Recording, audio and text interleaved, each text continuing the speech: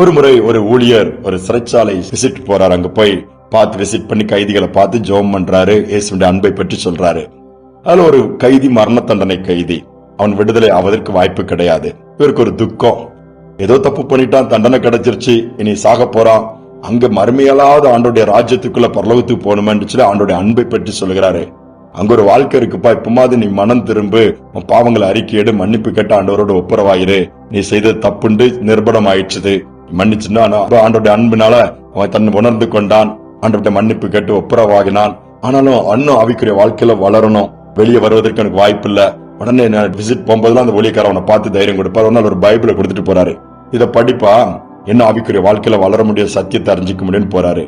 அடுத்த முறை வரும்போது அவன் பைபிள் அப்படியே வச்சுட்டு இருக்கிறான். திருப்பி கொடுத்துருந்தான். எனக்கு படிக்கவே தெரியாது, நான் ஸ்கூலுக்கே போனது இல்லையா, இதை எப்படி படிக்கணும்னு தெரியலையா, இதை நீங்க வச்சுடுங்க, திருப்பி கொடுக்கறான்.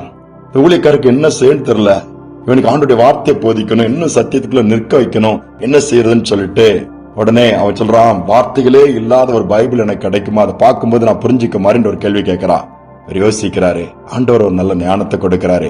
இவனை திருப்பி கூட்டிட்டு போய் ஸ்கூலுக்கு சேர்க்க முடியாது, அல்லது டீச்சர்ஸ் அனுப்பி இவனை ட்ரெயின் பண்ண முடியாது, படிப்பை கற்றுக் கொடுக்க முடியாது. அது இயலாத ஒரு காரியம். அவனுக்கு விடுதலையும் கிடைக்காது, மரண தண்டனை கைதி. உடனே என்ன பண்ணாராம், அடுத்த ஒரு போகும்போது ஒரு சின்ன புக்கை ரெடி பண்ணிட்டு போற. எப்படி தெரியுமா, அதுல 4 பேப்பர் தான் உள்ள, நல்லா பயன்பட அழகா எடுத்துட்டு போய் கையில கொடுத்தாராம். கொடுத்தவன அவன் கையில வாங்கி பாக்குறான், அந்த புரட்டி பாக்குறான். ஃபர்ஸ்ட் எடுத்தவன கருப்பு கலர் பேப்பர் இருக்குது, பிளாக்கா இருக்குது.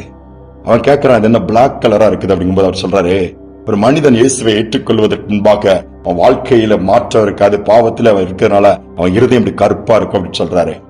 அடுத்தல திருப்புறான், சிவப்பு கலர் ஒரு பேப்பர், ரெட் கலர் அவன் இருக்குது. இது என்னன்னு சொல்லி கேட்கிற போது, இதுதான் இயேசுவின் ரத்தத்தை குறிக்குதுப்பா. இந்த ரத்தம் அந்த கருப்பு கலரான அந்த பாவம் நிறைந்த இருதயத்தை மாத்துது, சுத்திகரிக்குன்னு சொல்றாரு. சரி, 3வது பேப்பரை திருப்பும் போது அது ஒயிட் கலர் பேப்பரா இருக்குது, வெள்ளை கலர். இது என்னன்னு சொல்லி கேட்கும்போது, அந்த கருப்பு கலரா இருக்கிற அந்த இருதயத்தை அந்த சோப்பு கலர் இயேசுவின் ரத்தம் சுத்திகரிக்கும் போது இப்படி வெள்ளையா மாறிடுது அப்படின்றாரு. அந்த இருதயம் பரிசுத்தமா மாறிடுது. அடுத்தல கோல்டன் கலர், அடுத்த பக்கம் திருப்ப அது தங்க நிறத்துல ஒரு பேப்பர் இருக்குது. இது என்ன, இம்மைக்கு பிறகு இருக்கலாம், வாழ்க்கை முடிஞ்ச பிறகு பரலோக வாழ்க்கையை காண்பிக்கக்கூடிய தப்பா இந்த கலர் அப்படின்னாப்லையா. ஒரே சந்தோஷத்தை மார்போடு அணைச்சிட்டானா.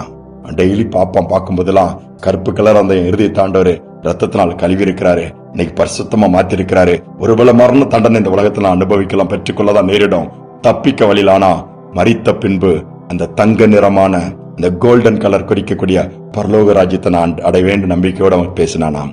எவ்வளவு உண்மை, யோசித்து பாருங்க.